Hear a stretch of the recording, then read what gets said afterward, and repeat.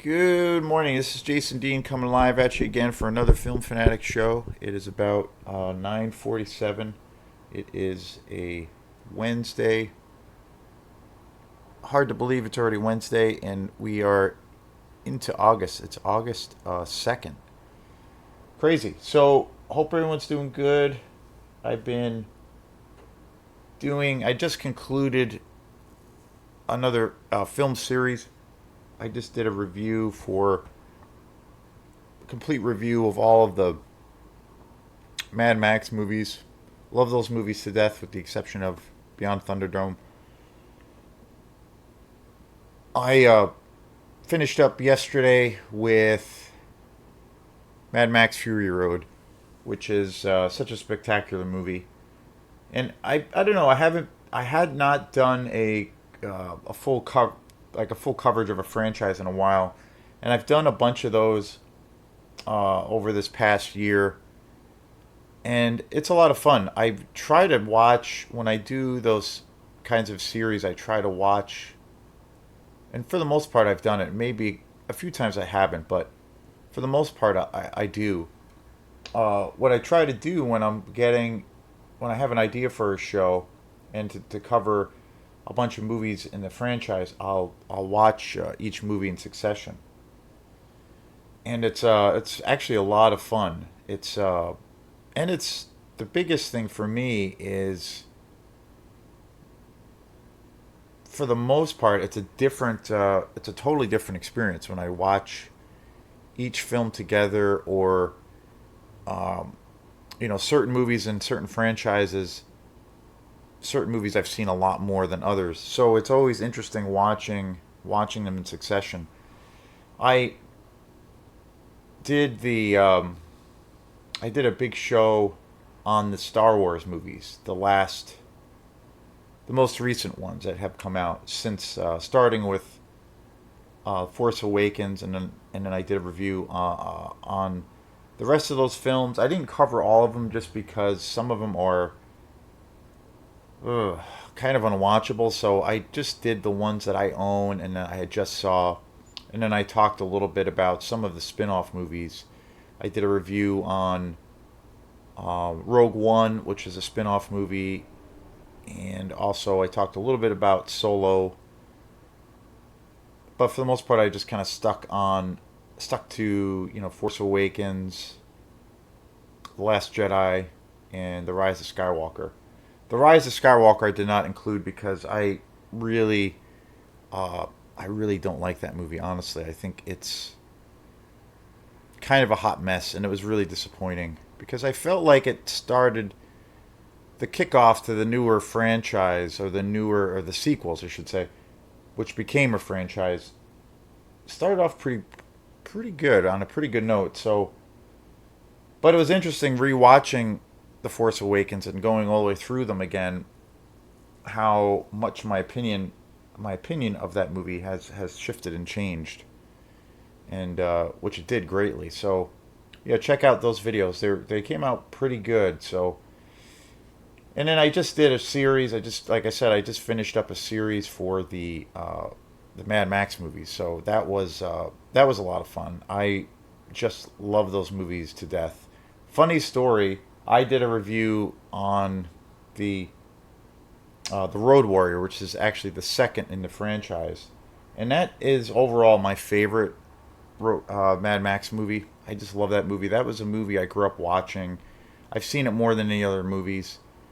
Um, and it's just a masterpiece. But I love the original is such an incredible movie, and I really love Fury Road. I think that is another masterpiece. But for years and years, I did not know. Growing up watching the Road Warrior, I did not know until probably 10 or 12 years ago that Mad Max was the first one in the franchise. And when I discovered that, and a friend of mine had pointed that out to me, and then he had a DVD copy of it, and he let me borrow it. It was my head blew off my body. I was just completely blown away. And since then, I've really fallen in love with that movie too. I think it's an amazing movie. But with the talk with me doing these movies, I especially around the Road Warrior. I got really excited and I was going to watch it. And I only have it on VHS, which is sad and pathetic. But for a lot of reasons, I haven't been able to find a good Blu-ray 4K, like special edition, collector's edition of that movie. I haven't been able to find. There's a lot of Blu-ray. I've seen lots of Blu-ray versions of it in the store, but they're all pretty standard. I was kind of looking for and kind of holding out to try to get one that comes with a bunch of bonus features or special features, and a nice package. But they're all like the ones I've come across. They're probably good or really good. But I just want more bang for the buck, and so I never bought it. I never ended up getting it, and so I've only had this VHS copy of it. So the other night, or actually last night, I was really after my day was over, I was really chomping at the bit to watch it. So I went through my VHS tapes. My VHS player is kind of in the shit on the shit side of things. It doesn't really work as well, and it's pretty much. I mean, it does work, but then it doesn't. It's been eating tapes, and I went to go find the tape, and I found the Road Warrior, and realized that the tape had been eaten, and I was just like wah wah wah. And I remember when I came across it, I had remembered what had happened. It was that months ago I was watching it, and it had gotten eaten, and I was just like, oh, okay, now I have to get an upgrade. I am forced to do that. So anyway, was not I did not end up watching it. So, but that is something that needs to be remedied big time. So eventually I will track it down. It's funny because Fury Road, I bought that. I saw that in the theater, and then days when it went on sale on Blu-ray, I picked it up. I bought it. It wasn't that expensive, considering that it had just come out and was brand new. And I've watched it a bunch of times, but that was so easy to find. And it comes with a bunch of bonus features, documentary, I believe. It's really really good. And I mean, overall, I think that movie is probably the best movie in the franchise overall. But it's the one I always go back to time and time again is the Road Warrior. So yeah, so today's show is going to be on not a franchise. So today's show is on one of my all-time favorite movies. Probably one of the most adventurous movies, but yet one of the most kind of disturbing movies ever made, and that is the one and only Deliverance. I freaking love this movie so much. I only have this on DVD, but this is a pretty good collector's edition on DVD. I do need to get this as an upgrade. The This version is actually really good. The quality of it is pretty awesome. I have seen this movie so many times. This is one of my favorite films. This is my favorite movie with the iconic actors. John Voight, of course, from Midnight Cowboy, and this is my favorite movie that Burt Reynolds was ever in, and Ned Beatty. Three iconic American actors, and this for me is the best roles that they ever played in their careers. I love this movie. It's just such a harrowing journey about survival, and it's so disturbing, but it's such a great adventure movie. Not a not a family film by any means, but God, I love this movie so much. I've seen it so many times, and it came out in 1972. And again, this is one of those movies, like every time I watch it, because when Deliverance came out, it was a pretty big budget, or it is a big budget Hollywood film, and it was a really big success as far as things that I've read about the movie over the years. It was financially, it was a huge hit. It was a huge hit for those actors, and also for John Borman, who was the director. I believe it was his biggest biggest commercial success. And when you actually get down to what this movie is about and what this movie, shows, it's so disturbing. And I wonder, like, wow, a movie that's got some pretty horrendously disturbing scenes.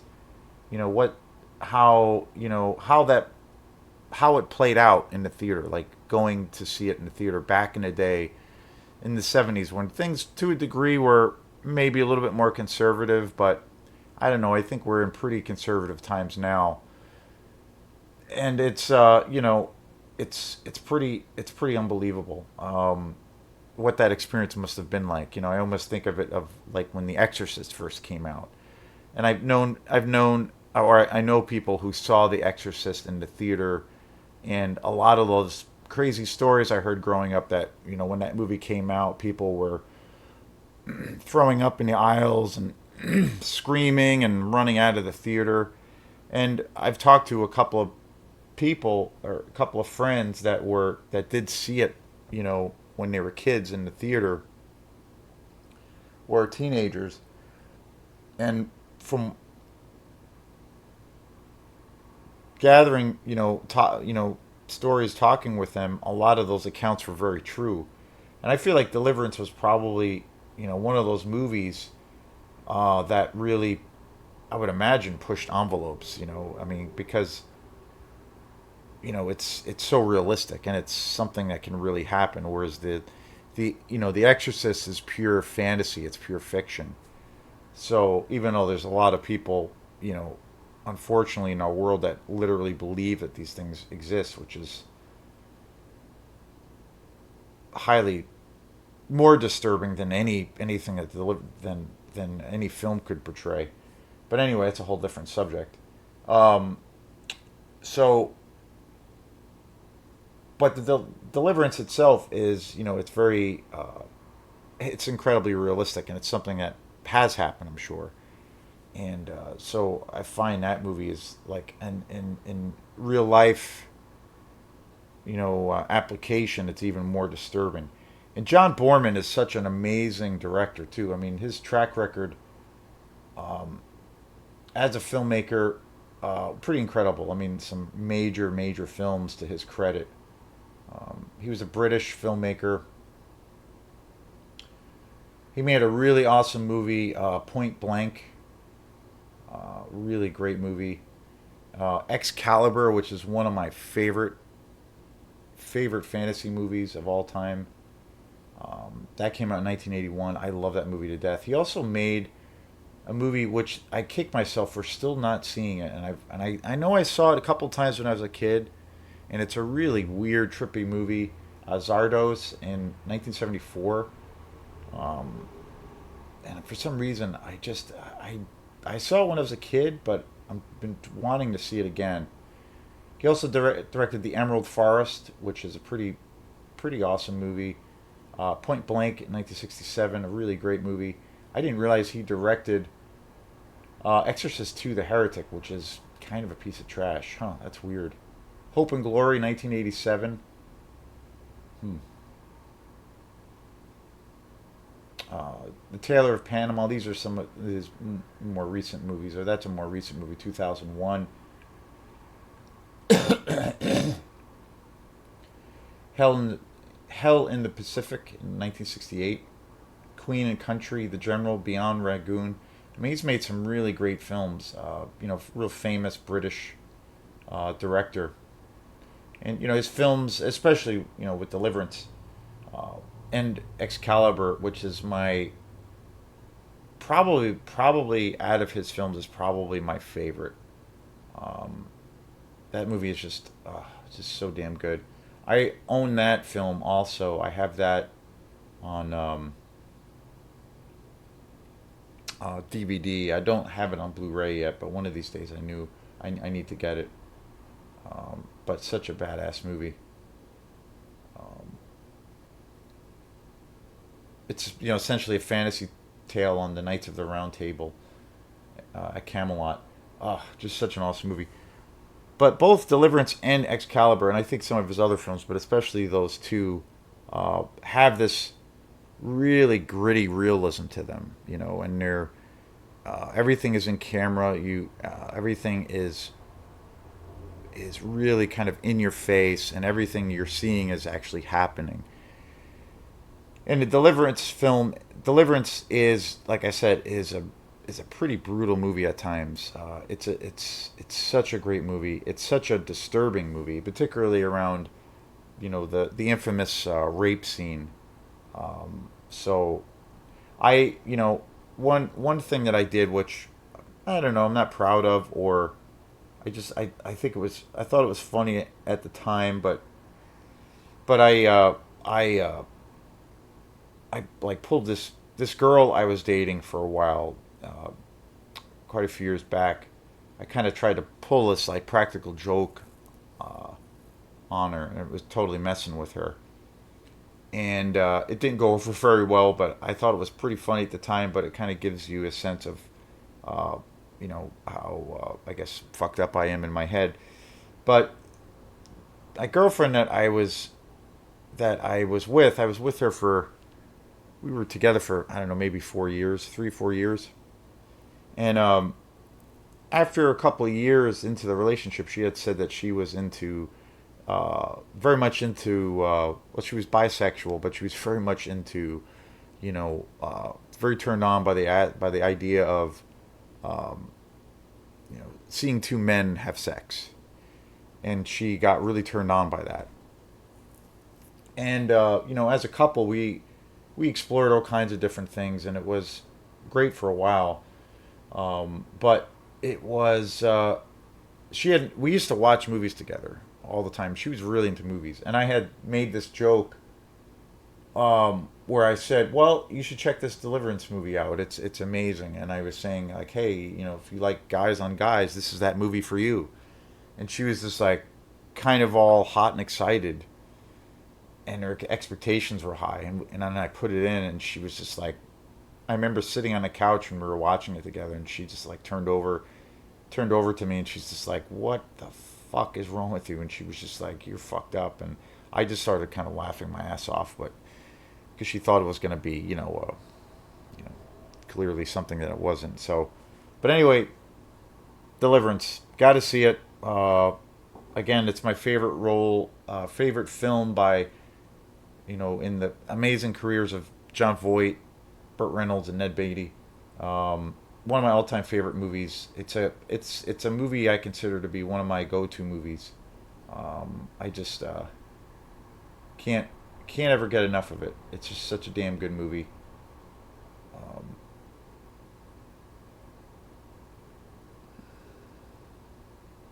it's hard to believe it came out in 1972, and it still is ahead of its time. I think. I don't think a film like this could really come out today. Maybe, I don't know. I don't know. It'd be interesting. I did see one movie I saw recently that really did push those boundaries, in a different way, but definitely pushed certain boundaries and certain taboos big time. Was a movie called Infinity Pool, which is just an amazing movie. Probably, I probably have to say it's probably, I've seen some, I watch a lot of movies, and I've seen some new movies this year, and I've been really overall pretty disappointed with a lot of the films that I've seen this year. And some movies have been pretty good, some have been really forgettable. But I definitely, the one that I keep thinking about every now and then, or quite a bit, is Infinity Pool. I love that movie, and starring Mia Goth. And that movie is just incredible and just so original, but just so messed up and disturbing. And so when I say, I don't know, like, if Deliverance was to come out today, could a movie like that be made? Could it show what it showed? Could it talk about those subjects that that movie does, get into? Um, and Infinity Pool's a newer movie, just came out, but it really um, pushes those envelopes. So it's interesting. I don't know. It's a tricky time that we live in, but Deliverance, amazing. So if you haven't seen this movie, I do need to get an upgrade and get it on Blu-ray because it's such a damn classic. Again, I am very happy with this version that I have because it's actually a really great transfer. It's actually really beautiful. A beautiful transfer. So this is Jason Dean. So thanks again, and we will see you next time. Peace.